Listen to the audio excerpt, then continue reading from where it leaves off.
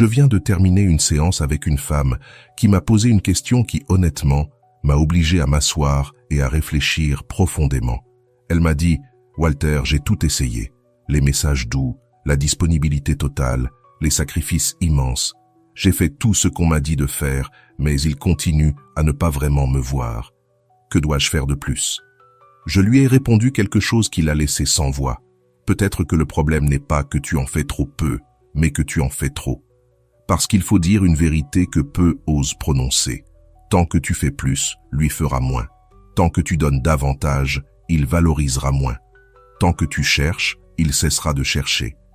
Il existe un comportement précis qui obsède les hommes infiniment plus que n'importe quel message parfait, n'importe quel geste romantique ou sacrifice. Et l'ironie, c'est que ce comportement ne demande pas que tu fasses quelque chose, mais que tu cesses de faire.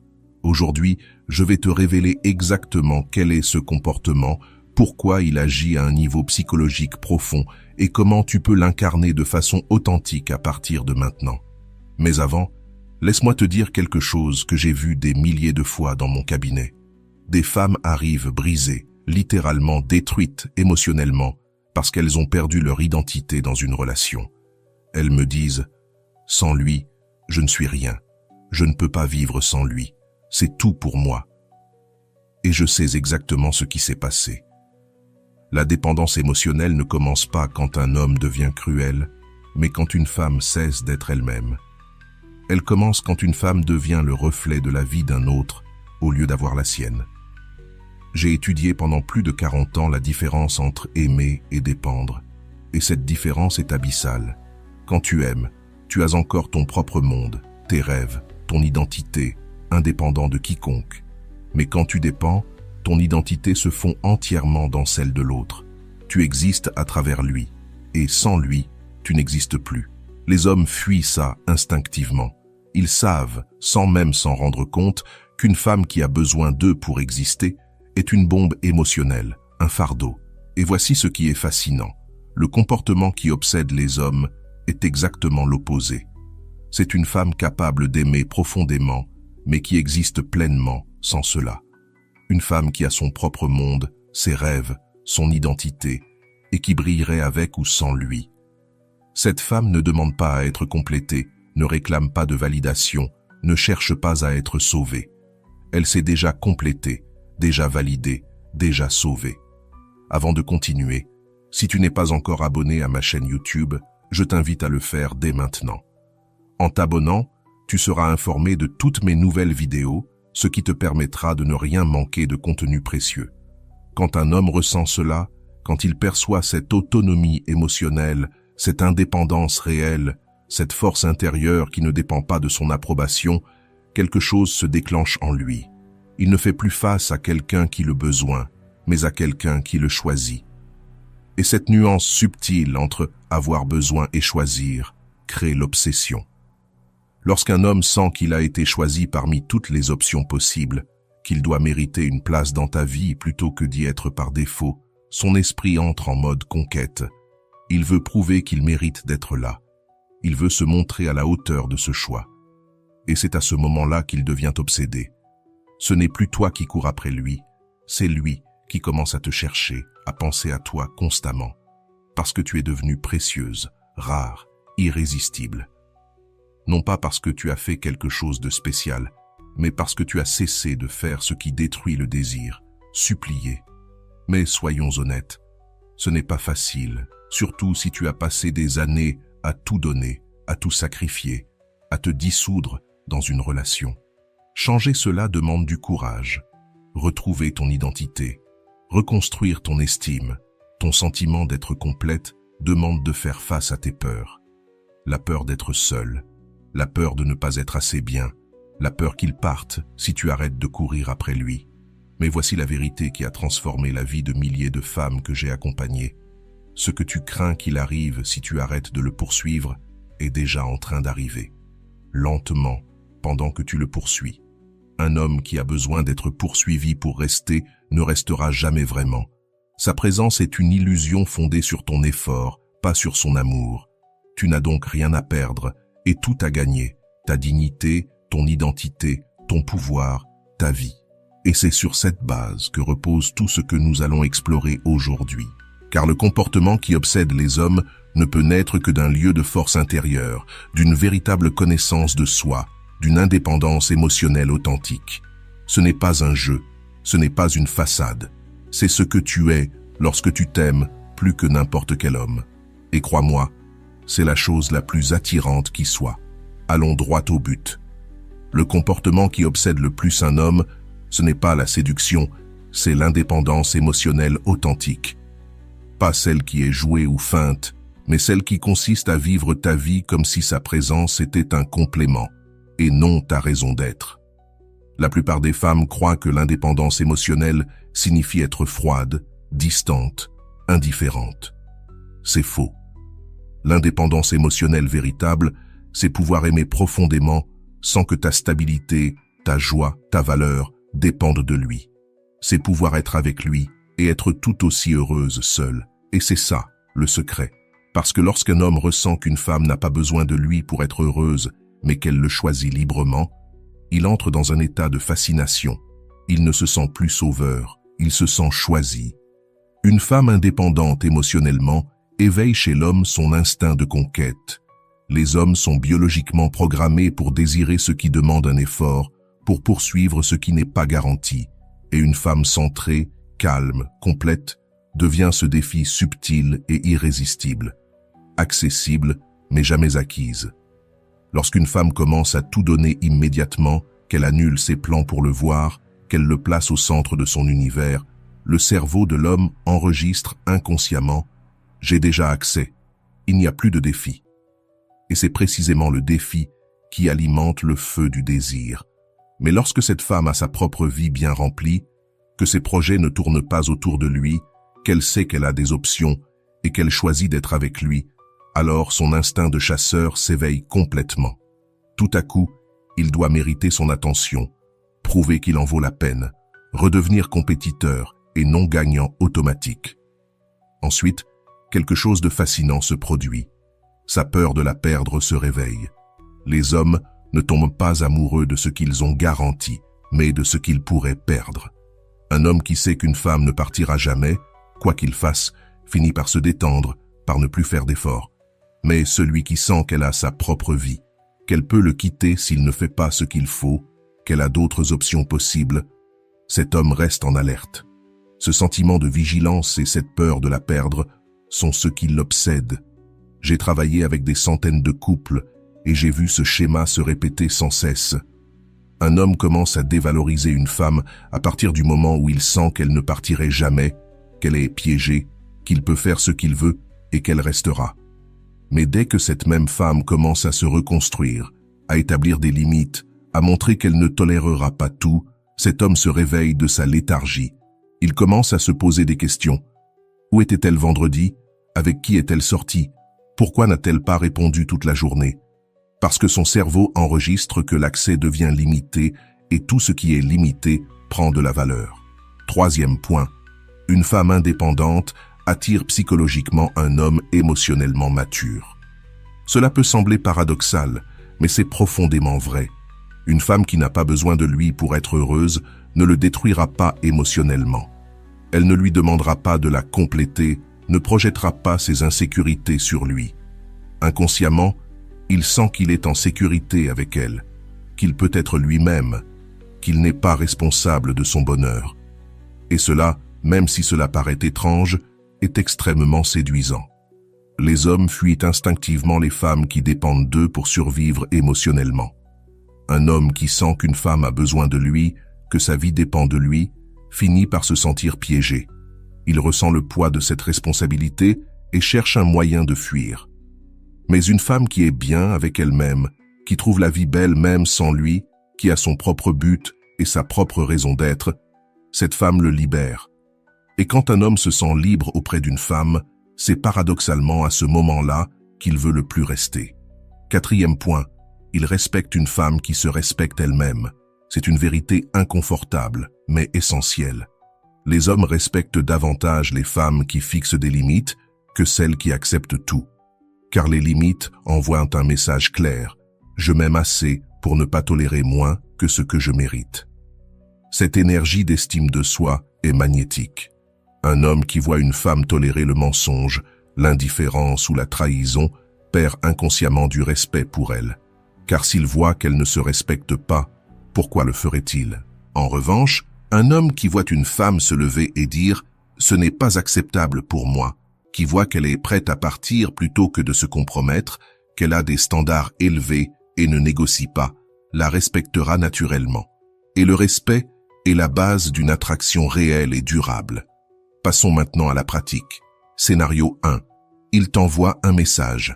La plupart des femmes réagissent aussitôt. Leur cœur s'accélère, elles regardent le message 50 fois, rédigent la réponse parfaite, l'effacent, la réécrivent et répondent en moins d'une minute. La femme qui l'obsède, elle, agit autrement. Elle voit le message, le note mentalement, puis continue ce qu'elle faisait. 1 heure plus tard, quand elle a terminé son projet, elle répond de manière chaleureuse, mais sans précipitation. Cette petite différence change tout. Une réponse instantanée dit « Tu es ce qu'il y a de plus important dans ma vie ». Une réponse posée dit « Tu es important, mais j'ai d'autres priorités aussi ». La première le place sur un piédestal. La seconde lui fait comprendre qu'il doit gagner sa place. Scénario 2. Il te demande si tu es libre vendredi. La plupart répondent « Oui, je change mes plans si besoin ». La femme qui l'obsède dit « J'ai déjà des plans vendredi, mais samedi après-midi, ça me va si c'est bon pour toi. Sinon, on trouve un autre moment ». Cette réponse montre qu'elle a une vie organisée et qu'il est le bienvenu dedans, pas le centre. Même si tu n'as pas de plan, tu as le droit de garder ton temps pour toi, pour te reposer ou voir tes amis. Une femme qui se respecte ne réorganise pas tout dès qu'un homme le demande, car cela lui apprend qu'il peut tout bouleverser sans conséquence. Scénario 3. Il commence à t'ignorer. La plupart paniquent, envoient plusieurs messages, cherchent à comprendre, veulent réparer. La femme qui l'obsède, elle, observe, continue sa vie, sort avec ses amis, travaille sur ses projets et reste calme. Cette tranquillité est ce qui le rend fou. Mais cette sérénité n'est pas un jeu, elle est réelle. Cette femme est réellement bien dans sa vie, suffisamment occupée et épanouie pour que son absence ne la détruise pas. Ce n'est pas une stratégie, c'est un état d'esprit. Et cette authenticité, il la ressent. Scénario 4. Pendant une conversation. La plupart écoutent tout, posent 1000 questions, se concentrent uniquement sur lui. La femme qui l'obsède écoute vraiment, pose des questions intéressantes, mais parle aussi d'elle, de ses projets, de sa vision du monde. Ce n'est plus une conversation unilatérale, mais un échange entre deux personnes entières, et c'est cela qui le captive. Car quand tu ne fais que t'intéresser à lui, tu lui fais sentir que ta vie est moins passionnante que la sienne. Mais quand tu partages tes expériences, ton humour, ton intelligence, il découvre en toi un monde qu'il veut explorer. Scénario 5. Lors d'un rendez-vous, la plupart des femmes se concentrent sur lui. Vais-je lui plaire? Que va-t-il penser de moi? La femme qui l'obsède, elle, se concentre sur elle-même. Est-ce que moi, il me plaît? Est-ce que cette rencontre mérite mon temps? Elle est détendue, présente, confiante. Elle ne cherche pas à impressionner, mais à ressentir. Et c'est exactement cette énergie qui fascine. Parce qu'une femme qui vit pour elle-même, qui se respecte profondément, qui garde son mystère et sa paix, devient inoubliable. Quand tu es détendu, quand tu es plus concentré sur le fait de l'évaluer que sur celui de l'impressionner, ton énergie change complètement. Et il le sent. Tout à coup, il n'y a plus d'anxiété dans l'air, plus de désespoir. Il y a de la présence, de la liberté, du pouvoir. Et ce changement dans la dynamique, c'est précisément ce qui fait qu'un homme s'obsède. Parce que soudain, c'est lui qui veut t'impressionner et non l'inverse. L'indépendance émotionnelle est la base. Mais il existe des comportements complémentaires qui multiplient son effet d'attraction de manière exponentielle. Premier comportement, garde une part de mystère. Tu n'as pas besoin de tout lui raconter sur toi dès le premier mois. Tu n'as pas besoin qu'il sache chaque pensée qui traverse ton esprit. Un peu de mystère garde la curiosité vivante. Cela le pousse à se questionner et à s'intriguer. Les hommes s'ennuient vite avec les femmes complètement transparentes. Ils s'obsèdent pour celles qui ont des couches, des secrets, des parts d'elles-mêmes qu'elles découvrent encore. Le mystère ne veut pas dire mentir. Cela signifie simplement ne pas tout révéler, avoir des zones qu'il doit découvrir, ne pas être un livre ouvert dès le premier jour. Car le processus de découverte est ce qui maintient le feu, ce qui le pousse à explorer davantage, ce qui empêche la relation de devenir prévisible et ennuyeuse. Deuxième comportement. Avoir ton propre cercle. Des amis, de la famille, des activités, des personnes qui occupent une place importante dans ta vie. Un homme qui voit qu'une femme a des relations significatives, qu'elle est entourée de gens qui l'aiment, qui la respectent, comprend immédiatement qu'elle a de la valeur. Et cela éveille son instinct de compétition. Mais surtout, une femme qui a son propre cercle ne devient pas étouffante dans une relation. Elle n'a pas besoin de tout le temps de l'homme, ni qu'il la sauve de la solitude. Elle a sa propre base, son propre monde. Et paradoxalement, quand un homme voit qu'une femme n'a pas besoin de lui pour être heureuse, pour avoir de la compagnie ou du sens, il se sent libre de l'aimer encore plus. Troisième comportement. Établir des limites non négociables. Il y a des choses que tu ne tolères pas. Point. Tu n'as pas besoin d'expliquer 3 fois pourquoi, ni de te justifier. Simplement dire « ça ne me convient pas ». Un homme qui voit qu'une femme a des limites claires, qu'elle les maintient sans culpabilité et qu'elle est prête à le perdre plutôt que de se trahir, la respecte profondément. Mais ces limites doivent être réelles, pas des menaces vides ou des manipulations. Elles doivent venir d'un véritable amour-propre, parce qu'un homme les testera. Il essaiera de franchir la ligne pour voir si c'est vrai. Et quand il voit que tu es vraiment prête à partir s'il la dépasse, c'est là qu'il te respecte. Quatrième comportement. Vivre avec un but. C'est probablement le plus important. Tu as des rêves, des objectifs, une carrière, un projet, quelque chose qui te tient à cœur et dans lequel tu investis ton énergie. Un homme qui voit une femme construire quelque chose, poursuivre une vision, grandir constamment, ressent naturellement de l'attirance. Parce que c'est ça, le vrai pouvoir. Les femmes qui vivent avec un but émettent une vibration irrésistible. Lorsqu'une femme a une mission, elle a des raisons de vivre au-delà d'une relation. Elle a une direction, un sens. Cela la rend complète par elle-même. Un homme attiré par une femme avec un but ne se voit pas comme son sauveur, mais comme son partenaire. Il veut contribuer à sa réussite, pas devenir sa raison d'exister. Cinquième comportement. Prendre soin de toi comme si tu étais ta priorité numéro 1. Parce que c'est le cas.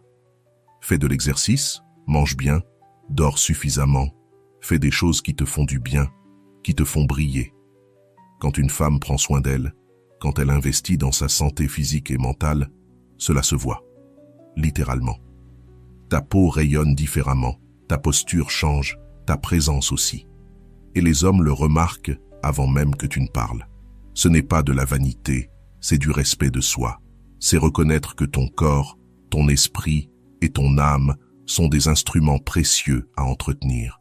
Quand tu prends soin de toi, tu envoies un message clair « Je m'aime, je me respecte, je mérite le meilleur » et c'est ce qui transforme un homme en véritable chasseur dévoué. Quand tu adoptes réellement cette indépendance émotionnelle authentique, des choses commencent à changer. La première semaine, tu remarques que ton énergie a changé. Tu es plus détendu. Tu te soucies moins de ce qu'ils pensent, parce que tu es plus centré sur toi-même. Tu recommences à faire des choses que tu aimais avant son arrivée. Tu te reconnectes à des parts de toi que tu avais abandonnées. Ta posture se redresse, ta voix change, une nouvelle sérénité s'installe. La deuxième semaine, lui le remarque.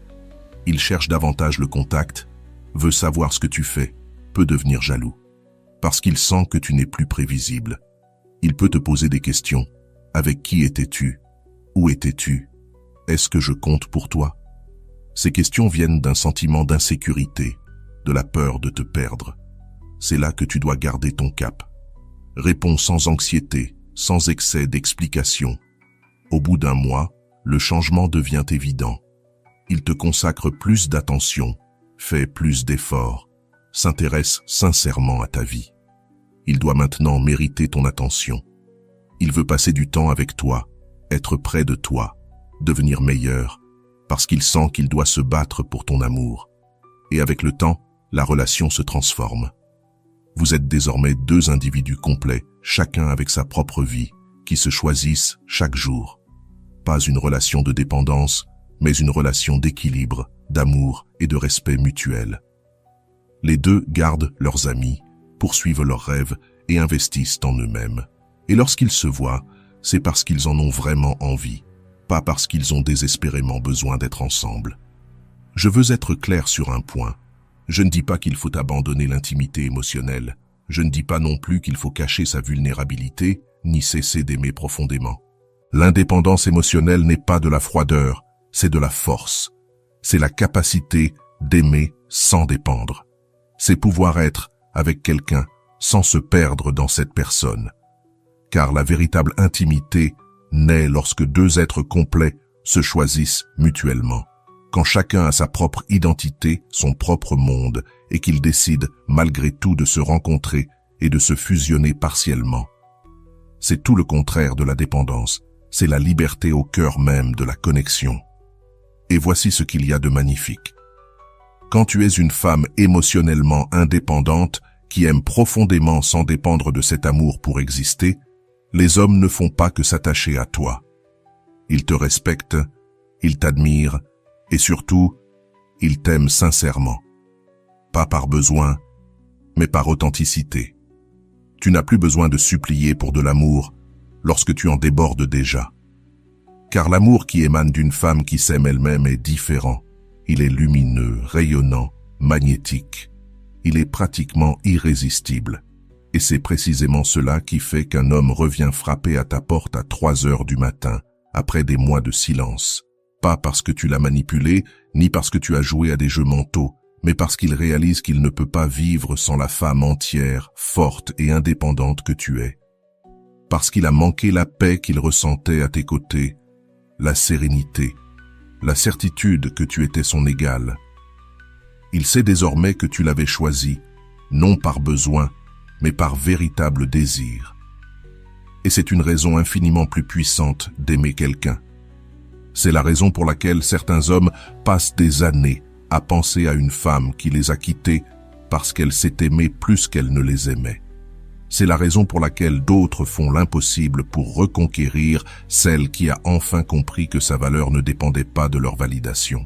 C'est la forme la plus pure de l'amour, celle où deux personnes complètes se choisissent, non parce qu'elles se manquent, mais parce qu'elles se désirent. Et c'est exactement ce que tu crées lorsque tu cultives une véritable indépendance émotionnelle. Si tu es arrivé jusqu'ici, permets-moi de te remercier profondément pour ton temps et ton attention consacrée à cette vidéo. Avant de partir, abonne-toi à la chaîne si ce n'est pas encore fait. Je te laisse ici 2 vidéos qui pourraient t'intéresser. Prends soin de toi et à bientôt.